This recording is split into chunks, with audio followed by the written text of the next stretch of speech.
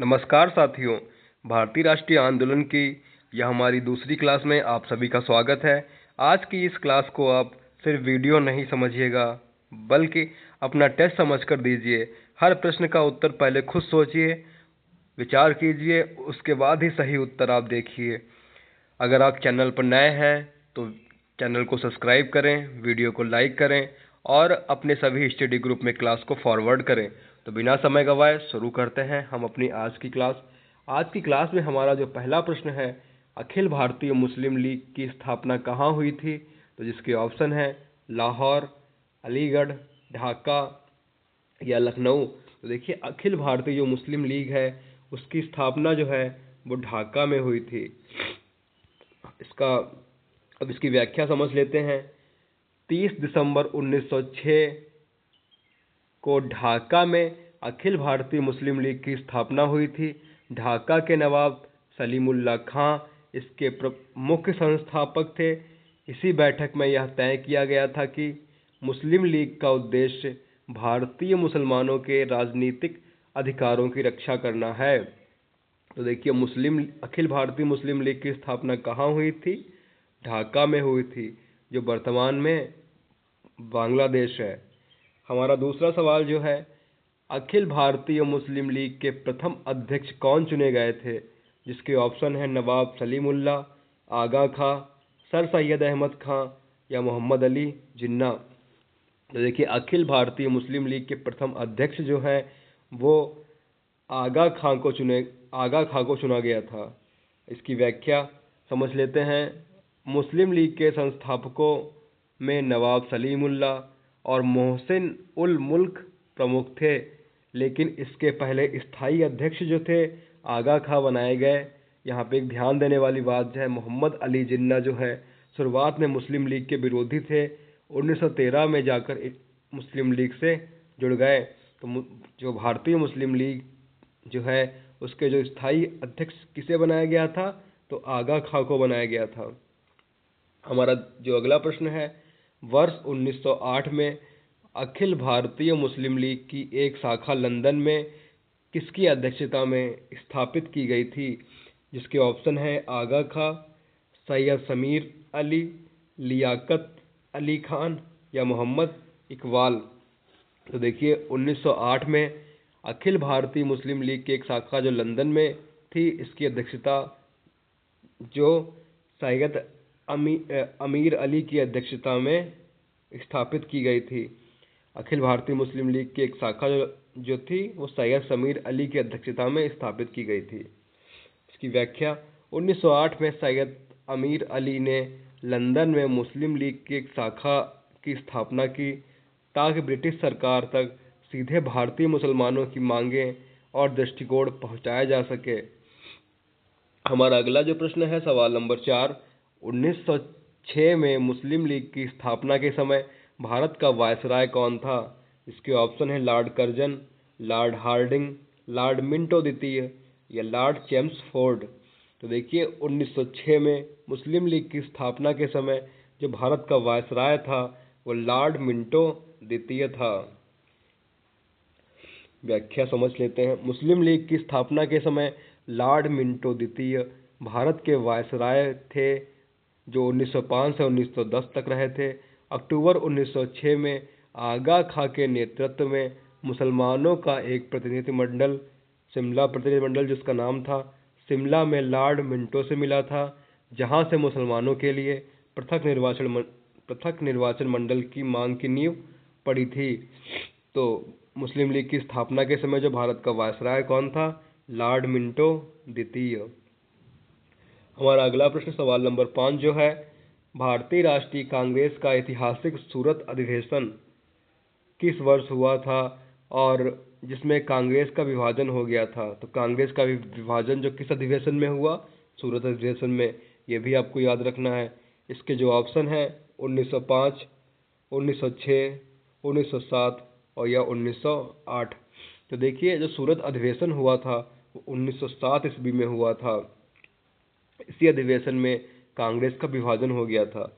1907 में भारतीय राष्ट्रीय कांग्रेस का 23वां अधिवेशन, जो कि गुजरात के सूरत में ताप्ती नदी के किनारे हुआ था, इसी अधिवेशन में वैचारिक मतभेदों के कारण कांग्रेस स्पष्ट रूप से दो गुटों में, नरम दल और गरम दल में बट गई।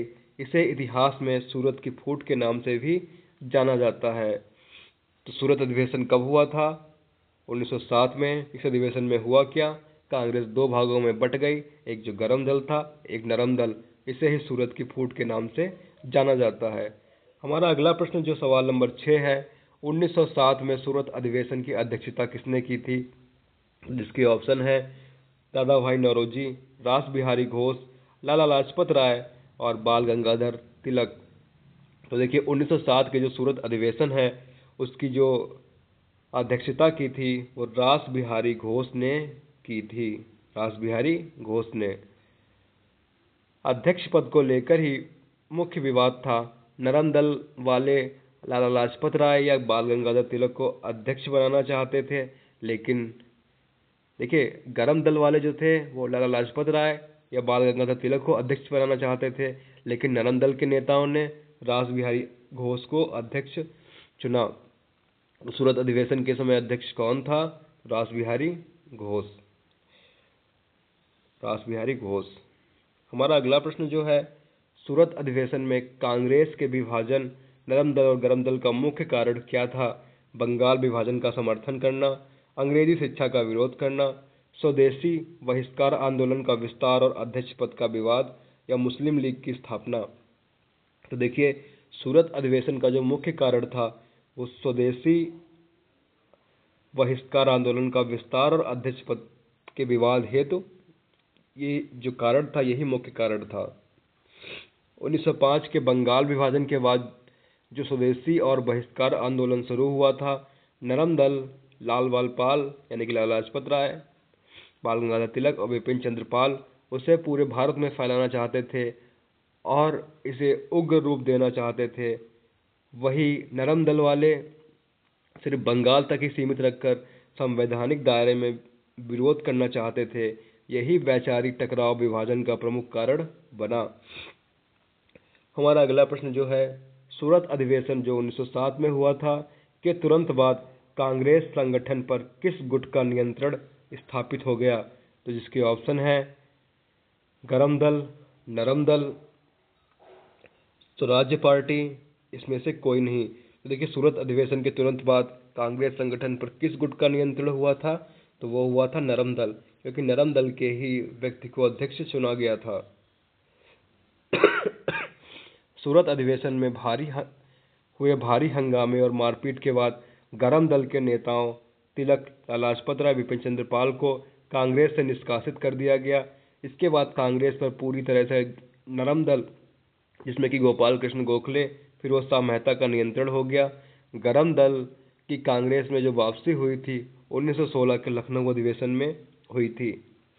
हमारा अगला प्रश्न जो सवाल नंबर 9 है, सूरत अधिवेशन के समय भारत का वायसराय कौन था?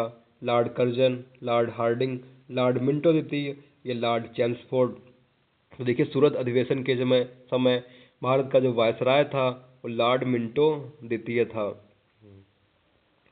1905 से 1910 तक लॉर्ड मिंटो द्वितीय भारत के वायसराय थे।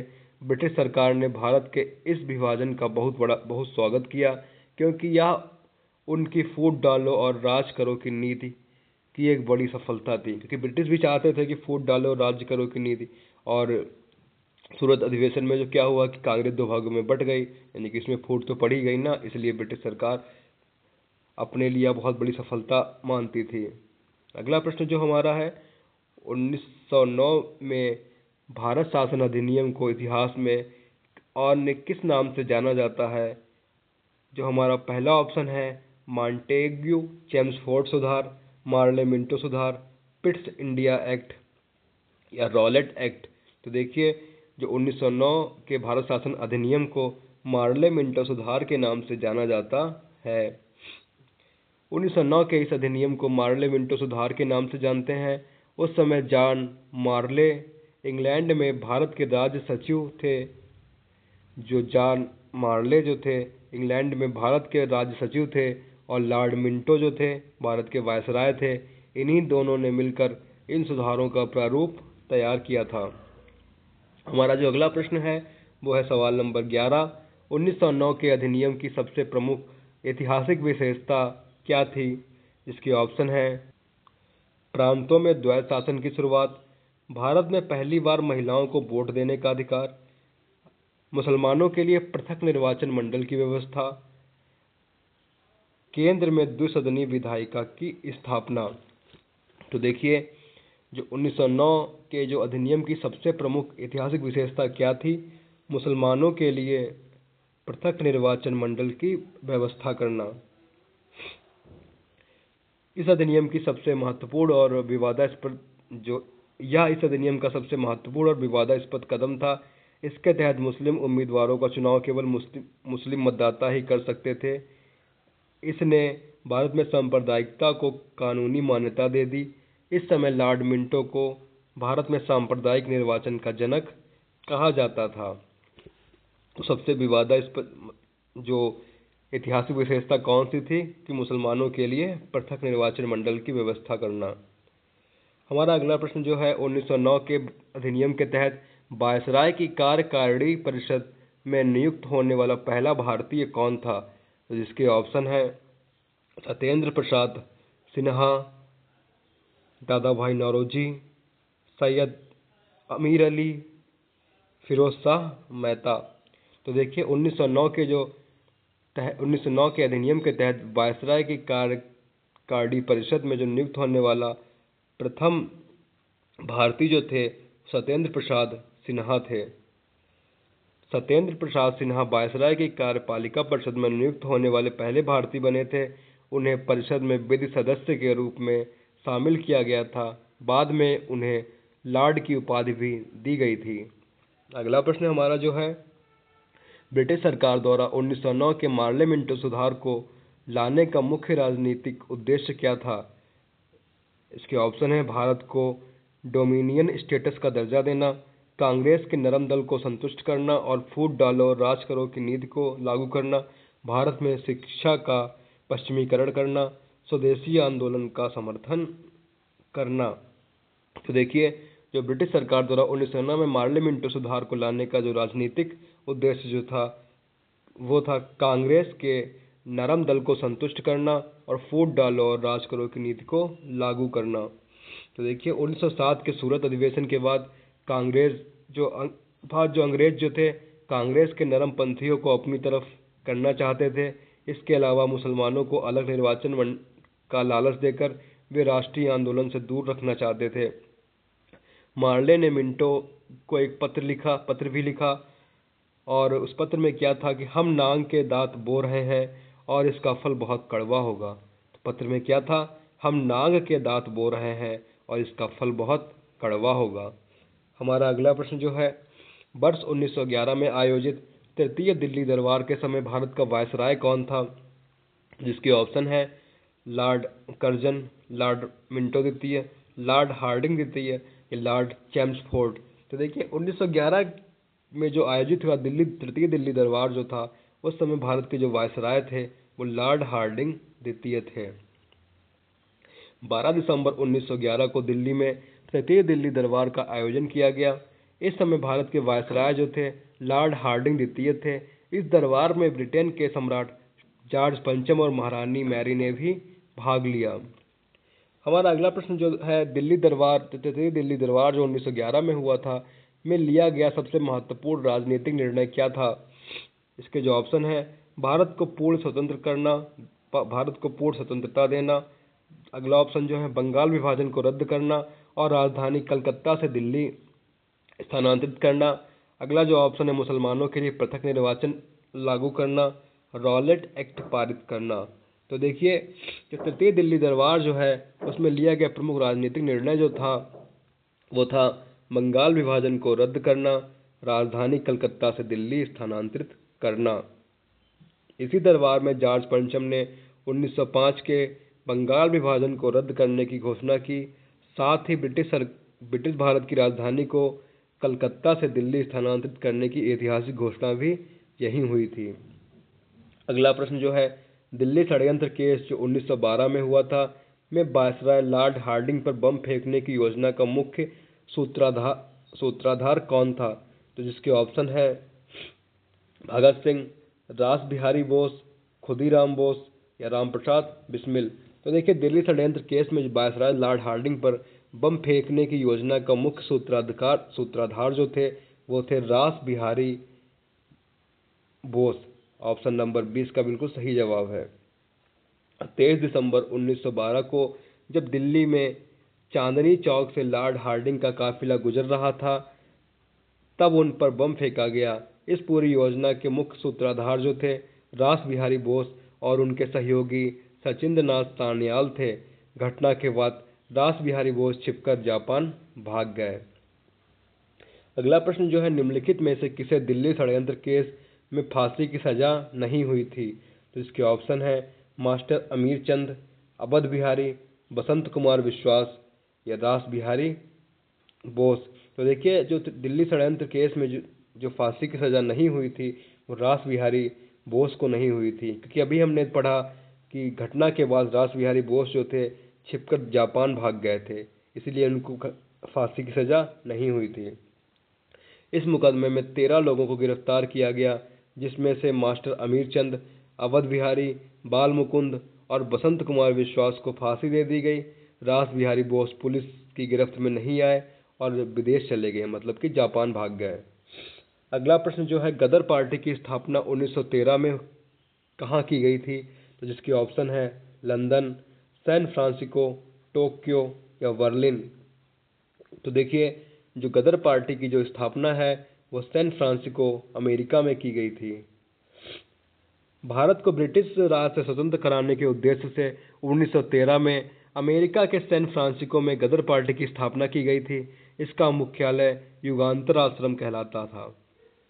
अगला प्रश्न, गदर पार्टी के प्रथम अध्यक्ष कौन चुने गए थे? जिसके ऑप्शन है लाला हरदयाल, सोहन सिंह भकना, करतार सिंह सराभा या तारकनाथ दास। तो देखिए, जो गदर पार्टी के जो प्रथम अध्यक्ष थे वो सोहन सिंह भकना को चुना गया था। गदर पार्टी के प्रथम अध्यक्ष जो थे वो सोहन सिंह भकना को चुना गया था। गदर पार्टी जो उसका जो मूल नाम था पैसिफिक कोस्ट हिंदुस्तान एसोसिएशन के संस्थापक अध्यक्ष सोहन सिंह भकना थे, जबकि लाला हरदयाल इसके प्रथम महामंत्री थे। तो गदर पार्टी के जो संस्थापक अध्यक्ष कौन थे? सोहन सिंह भकना। अगला प्रश्न जो हमारा है सवाल नंबर 20, गदर पार्टी द्वारा प्रकाशित पत्रिका गदर का पहला अंक किस भाषा में छपा था? इसके ऑप्शन है हिंदी, अंग्रेजी, उर्दू या गुरमुखी। तो देखिए, गदर पार्टी द्वारा प्रकाशित पत्रिका में गदर का जो पहला अंक था वो उर्दू में छपा था। 1 नवंबर 1913 को गदर पत्रिका का पहला अंक उर्दू भाषा में प्रकाशित हुआ था। इसके एक महीने बाद 9 दिसंबर से यह गुरमुखी पंजाबी में भी छपने लगा था। अगला प्रश्न, भारत में होम रूल लीग आंदोलन शुरू करने का श्रेय मुख्य रूप से किसे जाता है? तो इसके जो ऑप्शन हमारे हैं महात्मा गांधी और जवाहरलाल नेहरू, बाल गंगाधर तिलक और एनी बेसेंट, गोपाल कृष्ण गोखले और फिरोज शाह मेहता, लाला लाजपत राय और विपिन चंद्र पाल। तो देखिए, जो होम रूल लीग आंदोलन शुरू करने का मुख्य श्रेय जो था बाल गंगाधर तिलक और एनी बेसेंट को जाता था। देखिए, आयरलैंड में होम रूल आंदोलन की तर्ज पर भारत में स्वशासन की मांग को लेकर 1916 में बाल गंगाधर तिलक और एनी बेसेंट ने अलग अलग होम रूल लीग की स्थापना की थी। तो बाल गंगाधर तिलक ने जो था अप्रैल 1916 में स्थापना की और एनी बेसेंट ने सितंबर 1916 में होम रूल लीग की स्थापना की थी।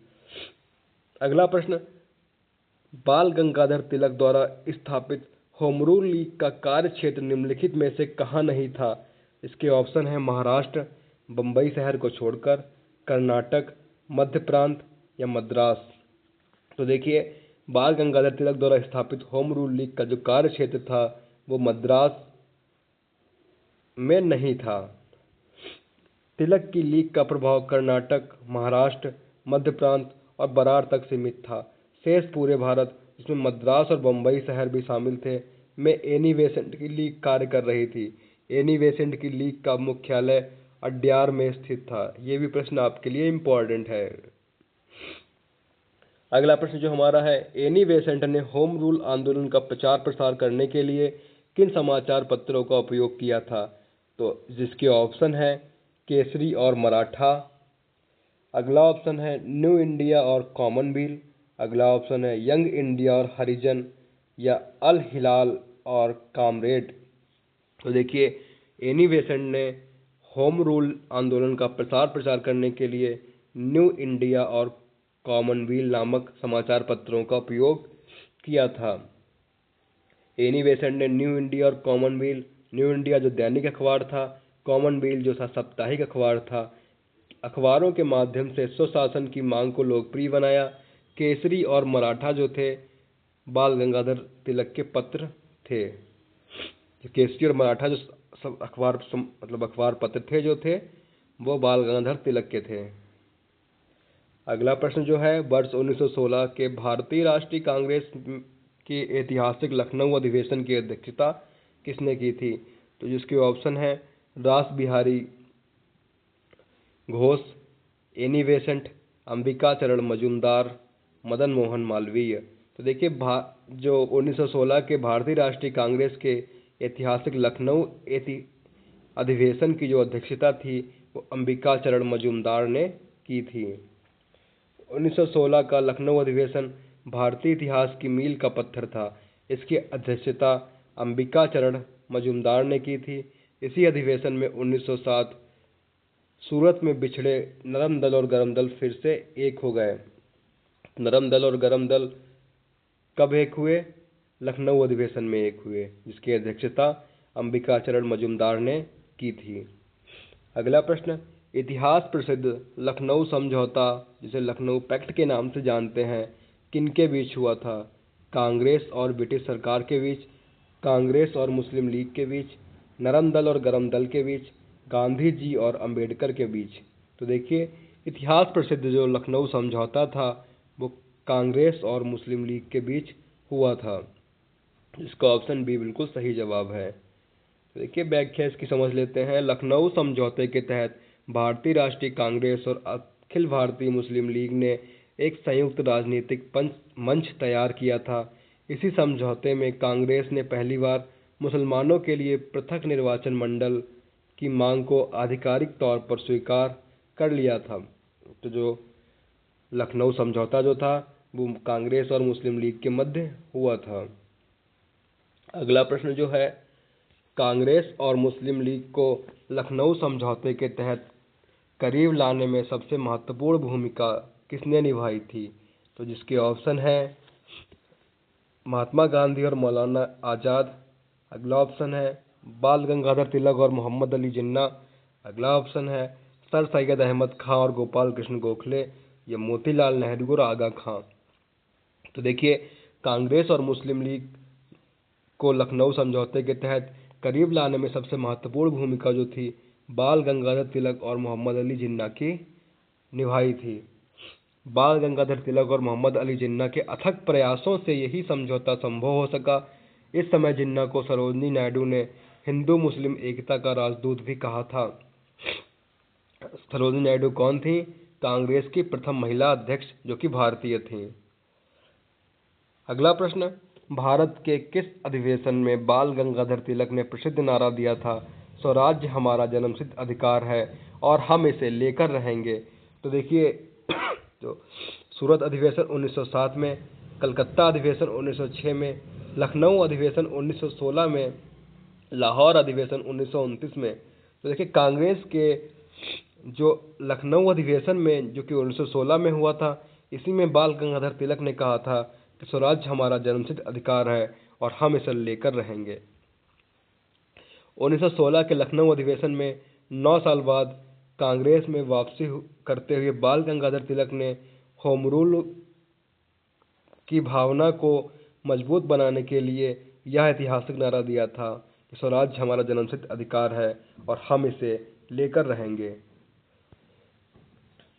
तृतीय दिल्ली दरबार के दौरान बंगाल विभाजन रद्द होने के बाद किन नए प्रांतों का गठन किया गया?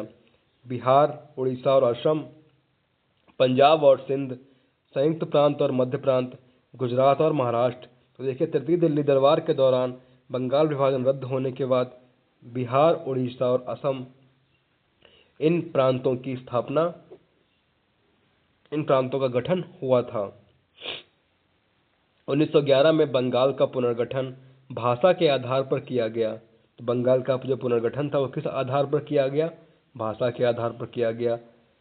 बंगाली भाषी क्षेत्रों को मिलाकर एक प्रांत बनाया गया, जबकि बिहार और उड़ीसा जो पहले बंगाल का हिस्सा थे को मिलाकर एक नया प्रांत बनाया गया। असम को भी एक अलग मुख्य आयुक्त का प्रांत बना दिया गया। तो बंगाल का जो पुनर्गठन जो किस बेसिस पर हुआ? तो भाषा के आधार पर हुआ। अगला प्रश्न है, गदर आंदोलन में गदर शब्द का अर्थ क्या था और यह कहाँ से प्रेरित था? जिसके ऑप्शन है, इसका अर्थ शांति था जो बौद्ध धर्म से प्रेरित था। इसका अर्थ विद्रोह था जो 1857 के प्रथम स्वतंत्रता संग्राम की याद में रखा गया था। यह संस्थापक के गांव का नाम था। इसका अर्थ एकता था। तो देखिए, जो गदर आंदोलन में जो गदर शब्द का जो अर्थ था वो इसका अर्थ विद्रोह था जो 1857 के प्रथम स्वतंत्रता संग्राम की याद में रखा गया था। पत्रिका के पहले पृष्ठ पर लिखा होता है कि अंग्रेजी राज्य का दुश्मन। 1857 के विद्रोह, जिसे अंग्रेज गदर कहते थे, 1857 के विद्रोह की स्मृति को ताज़ा करने और भारत में वैसा ही सशस्त्र विद्रोह करने के लिए इसका नाम गदर रखा गया। अगला प्रश्न सवाल नंबर 30 जो है, जॉर्ज अरुंडेल को किस संगठन का मुख्य संगठन सचिव नियुक्त किया गया? जिसके ऑप्शन है, गदर पार्टी, तिलक की home rule league, Annie Besant की होम रूल लीग या मुस्लिम लीग। तो देखिए, जो जॉर्ज थे अरुंडेल जो थे, इन्हें एनी बेसेंट की होम रूल लीग का संगठन सचिव नियुक्त किया गया।